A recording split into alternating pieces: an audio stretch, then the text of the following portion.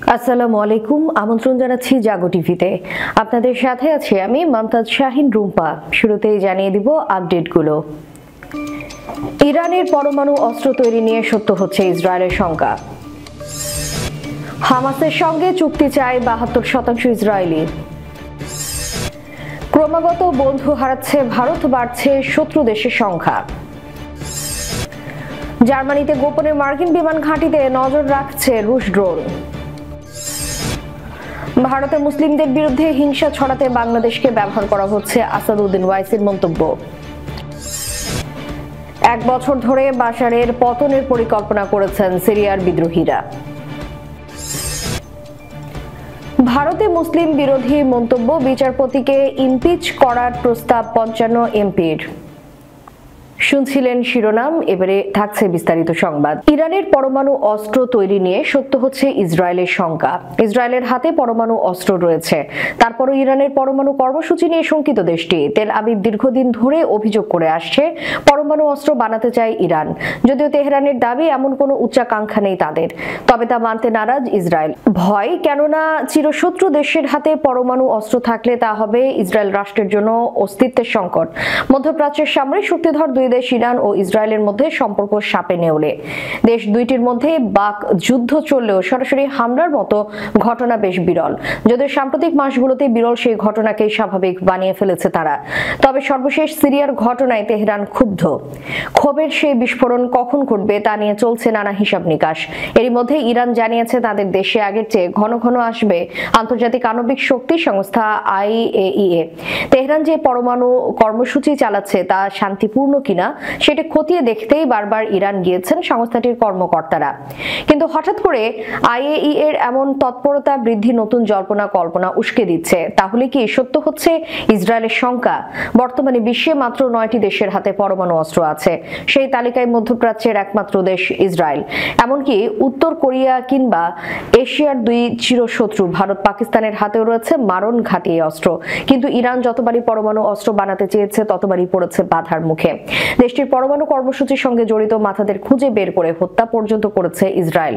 তবে ইরানের পরমাণু কর্মসূচির প্রধান মোহাম্মদ ইসলামি বলেছেন, আমরা আমাদের সক্ষমতা বৃদ্ধি করেছি, তাই স্বাভাবিকভাবেই ইন্সপেকশনের সংখ্যা বাড়বে। এর আগে IAEA জানায় পরমাণু কর্মসূচি ঘুরিয়ে দেখানোর পরিমাণ বাড়াতে রাজি হয়েছে ইরান। সম্প্রতি ইরান ইউরেনিয়াম সমৃদ্ধিকরণ 60% বাড়িয়েছে। পরমাণু অস্ত্র তৈরির জন্য প্রায় 90% ইউরেনিয়াম সমৃদ্ধকরণ প্রয়োজন। গাজা, লেবানন ও সিরিয়ার ইস্যুতে কিছুটা বিপাকে রয়েছে ইরান। এই সুযোগ কাজে লাগিয়ে ইসরায়েলের বর্তমান ও সাবেক সেনা কর্মকর্তারা ইরানের কর্মসূচিতে হামলার পরামর্শ দিচ্ছেন। আবার মার্কিন মুলুকের ইরান বিদ্বেষী ডোনাল্ড ট্রাম্প ক্ষমতায় আসায় আরও ব্যাকফুটে তেহরান, আর তাই হয়তো নিজেদের পরমাণু কর্মসূচিতেই ইরান ডিফেন্সিভ খেলতে যাচ্ছে। হামাসের সঙ্গে চুক্তি চায় ৭২% ইসরায়েলি। ফিলিস্তিনের স্বাধীনতাকামী সংগঠন হামাসের সঙ্গে বন্দি বিনিময় চুক্তি করে গাজায় যুদ্ধ শেষ করার পক্ষে মত প্রকাশ করেছেন অধিকৃত ভূখণ্ডের ৭২% ইসরায়েলি।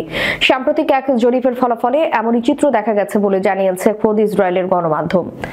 ইসরায়েলি চ্যানেল 12 পরিচালিত ওই জরিপ অনুসারে অধিকৃত ভূখণ্ডের ৭২% ইসরায়েলি হামাসের সঙ্গে একটি বন্দি বিনিময় চুক্তি এবং গাজার সংঘাত বন্ধ করার পক্ষে মত দিয়েছে। এর বিপরীতে মাত্র 15% ইসরায়েলি এই ধরনের চুক্তির বিরোধিতা করেছেন। অন্যদিকে দখলদার ইসরায়েলি প্রধানমন্ত্রী বেনিয়ামিন নেতানিয়াহু সমর্থকদের মধ্যে 56% আবার এই ধরনের চুক্তির পক্ষে রায় দিয়েছেন। বিপরীতে এর বিরোধিতা করেছেন 24% সমর্থক। এদিকে মিশরের রাজধানী কায়রোতে গাজা যুদ্ধবিরতি নিয়ে আলোচনায় অংশগ্রহণকারী একজন কর্মকর্তা লেবাননের সংবাদ মাধ্যম আল আখবারকে জানিয়েছেন, নেতানিয়াহুর যুদ্ধবিরতি চুক্তি নিয়ে অবস্থান পূর্বের তুলনায় অনেকটাই নরম হয়েছে। মিশরীয় ওই কর্মকর্তা আরও উল্লেখ করেছেন যে নেতানিয়াহু এবার বেশ কয়েকটি বিষয়ে সম্মতি দিয়েছেন, যে বিষয়গুলো তিনি এর আগে সরাসরি প্রত্যাখ্যান করেছিলেন। অন্যদিকে গাজায় স্থায়ী যুদ্ধবিরতির জন্য হামাসের তরফ থেকেও কিছু বিষয়ে ছাড় দেওয়া হয়েছে বলে জানিয়েছে ওয়াল স্ট্রিট জার্নাল। দক্ষিণ এশিয়ায় ভারতের কোনো বন্ধু রাষ্ট্র নেই। চীন, পাকিস্তান, যুক্তরাষ্ট্র, কানাডা, সুইজারল্যান্ড, নেপাল সহ কোনো দেশের সঙ্গে ভারতের সম্পর্ক ভালো যাচ্ছে না। একমাত্র বাংলাদেশ ছিল সুখ দুঃখের সাথী, কিন্তু বিভিন্ন কারণে বাংলাদেশের সঙ্গে বৈরিতা তৈরি করেছে ভারত।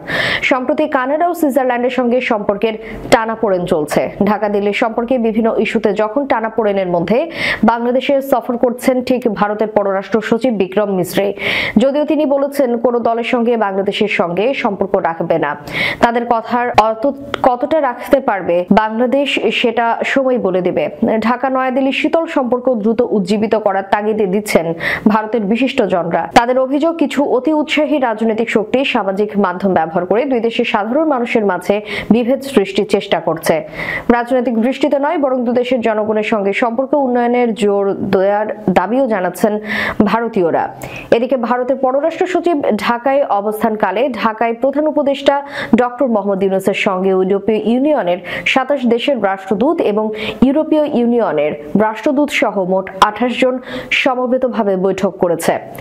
ইউরোপীয় ইউনিয়নের সব সদস্য রাষ্ট্রের রাষ্ট্রদূত একত্রিত হয়ে সরকার প্রধানের সঙ্গে আলোচনার উদ্যোগ এবারই প্রথম। এই বৈঠক বাংলাদেশ ও ইইউ এর সম্পর্ক আরো সুসংহত করবে বলে আশা করা যাচ্ছে।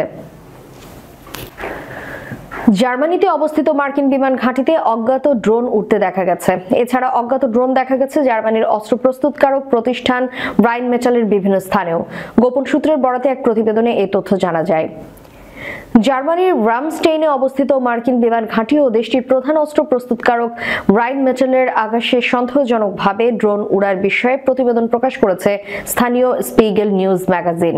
গোপন সূত্রের বরাত দিয়ে শুক্রবার এক প্রতিবেদনে তারা জানায়, 3 ও 4 ডিসেম্বর এই স্থানগুলোতে বেশ কিছু ড্রোন কয়েক ঘন্টা ধরে উঠতে দেখা যায়। এমনকি জার্মানির কেমিক্যাল গ্রুপ BASF এর বিভিন্ন স্থানেও অজ্ঞাত এসব ড্রোন দেখা যায়। এক মুখপাত্র জানায়, কোম্পানির সুরক্ষার জন্য সব ধরনের নিরাপত্তা ব্যবস্থা নিচ্ছেন তারা। তবে এখন পর্যন্ত এই ঘটনার বিষয়ে কোনো মন্তব্য করেনি জার্মান প্রতিরক্ষা মন্ত্রণালয়। এমন ঘটনায় উত্তেজনা দেখা দিয়েছে গোটা জার্মানিতে। দেশটির গোয়েন্দা সংস্থার প্রধান জানান, ইউক্রেন রাশিয়া যুদ্ধে কিয়েভকে সমর্থন দেয়ায় জার্মানিকে লক্ষ্যবস্তুতে পরিণত করেছে মস্কো। এমনকি দেশের অভ্যন্তরে নাশকতা চালানোর আশঙ্কার কথা উল্লেখ করে সতর্ক করেন তিনি। হায়দ্রাবাদের এমপি ও অল ইন্ডিয়া মজলিসে ইত্তেহাদুল মুসলিমিন প্রধান আসাদুদ্দিন ওয়াইসি বলেছেন, বাংলাদেশের সংখ্যালঘুদের উপর হামলার ইস্যুকে ভারতীয় মুসলমানদের বিরুদ্ধে ঘৃণা ছড়ানোর জন্য ব্যবহার করা হচ্ছে। ভারতীয় সংবাদ মাধ্যম ইন্ডিয়া টুডের এক প্রতিবেদন থেকে এই তথ্য জানা যায়।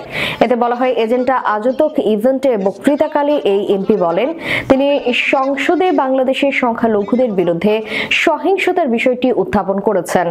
আসাদুদ্দিন ওয়াইসি আরও বলেন, তিনি সংসদে প্রশ্ন করেছিলেন, বাংলাদেশের ক্ষমতাচ্যুত প্রধানমন্ত্রী শেখ হাসিনা কেন ভারতে আশ্রয় নিয়েছেন এবং এই ধরনের বিবৃতি দিচ্ছেন।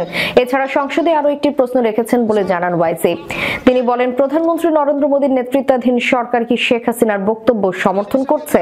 সংসদে এই প্রশ্ন করেছেন তিনি। সিরিয়ার প্রেসিডেন্ট বাশার আল আসাদকে ক্ষমতাচ্যুত করার জন্য 1 বছর ধরে গোপনে পরিকল্পনা করছিল দেশটির বিদ্রোহী জোট। এই তথ্য প্রকাশ করেছেন জোটের একজন শীর্ষ সামরিক নেতা। ব্রিটিশ সংবাদ মাধ্যম গার্ডিয়ানকে দেওয়া এক সাক্ষাৎকারে 13 ডিসেম্বর তিনি এই তথ্য জানান। সিরিয়ার উত্তর পশ্চিমাঞ্চলে দীর্ঘদিন ধরে নিয়ন্ত্রণকারী বিদ্রোহ গোষ্ঠী হায়াত তাহরির আল শাম এই পরিকল্পনার মূল কাণ্ডারি। HTS একসময় জঙ্গি গোষ্ঠী আল কায়েদার সঙ্গে সম্পৃক্ত ছিল। 2019 সালে সিরিয়ার সরকারি বাহিনীর বিরুদ্ধে ব্যর্থ অভিযানের পর নেতৃত্বের অভাব হওয়ায় HTS দুর্বল হয়ে পড়েছিল বলে স্বীকার করেছেন গোষ্ঠীটির সামরিক শাখার সাবেক নেতা আবু হাসান আল হায়ুম। তিনি বলেন, এই ব্যর্থতা থেকে শিক্ষা নিয়ে গত 1 বছর ধরে আগ্রাসন প্রতিরোধ নামে একটি গোপন অভিযানের মাধ্যমে আসাদকে ক্ষমতাচ্যুত করার পরিকল্পনা করে HTS।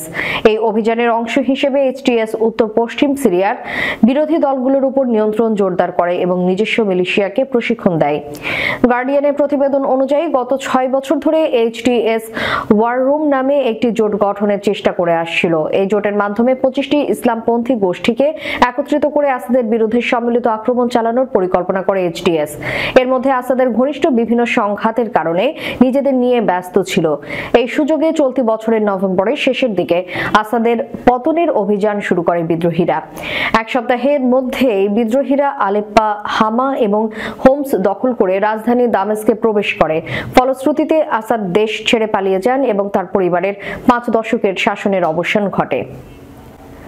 বিদ্বেষপূর্ণ ভাষণ এবং সাম্প্রদায়িক বৈষম্যে উস্কানি দেওয়ার অপরাধে ভারতের এলাহাবাদ হাইকোর্টের বিচারপতি শেখর কুমার যাদবকে ইমপিচ করার দাবি উঠল।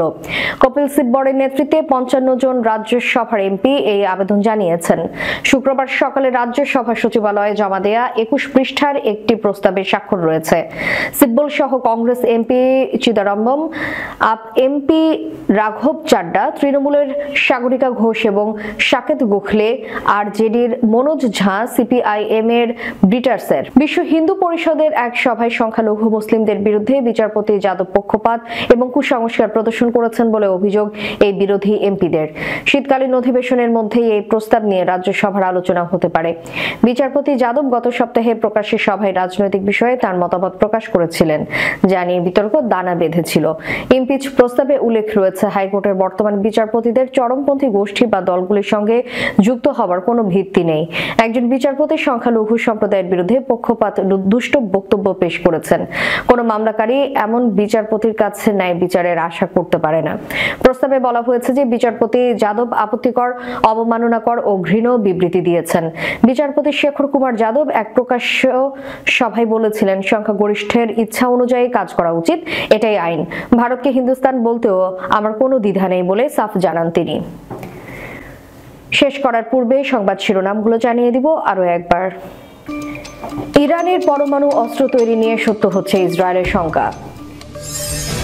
হামাসের সঙ্গে চুক্তি চায় ৭২% ইসরায়েলি। ক্রমাগত বন্ধু হারাচ্ছে ভারত, বাড়ছে শত্রু দেশের সংখ্যা। জার্মানিতে গোপনে মার্কিন বিমান ঘাঁটিতে নজর রাখছে রুশ ড্রোন।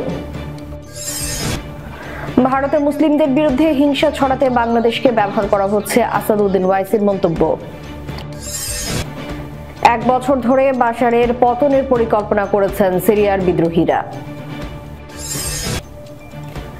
ভারতে মুসলিম বিরোধী মন্তব্য, বিচারপতিকে ইমপিচ করার প্রস্তাব ৫৫ এমপির। এতক্ষণ আমাদের সাথে থাকার জন্য ধন্যবাদ। আল্লাহ হাফেজ।